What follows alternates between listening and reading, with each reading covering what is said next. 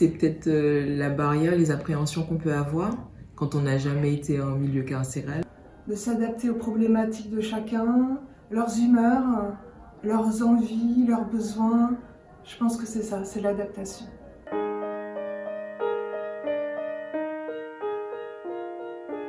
C'est une expérience très riche. On entend beaucoup de choses sur les prisons, sur ce qui se passe et sur qui sont derrière les portes. Mais en fait, on ne connaît pas grand-chose.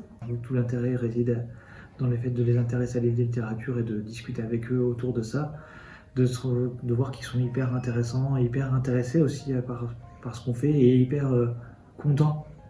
Je pensais pas que ça rapporterait autant. J'ai trouvé des jeunes qui sont vraiment respectueux, qui ont été rejetés par l'institution scolaire, mais qui sont vraiment très curieux. J'ai fait de très belles rencontres, de très beaux échanges. Donc c'est une expérience très positive que je recommande à toute personne qui a envie de donner son temps.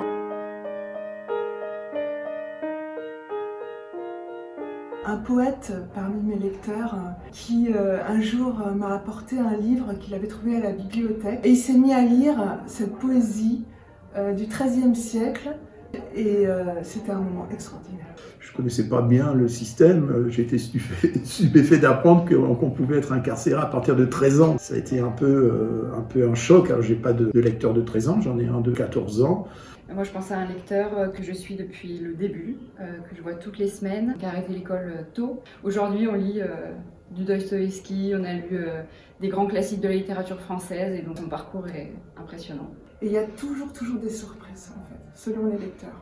Toujours des moments d'étonnement, de curiosité, des choses très positives.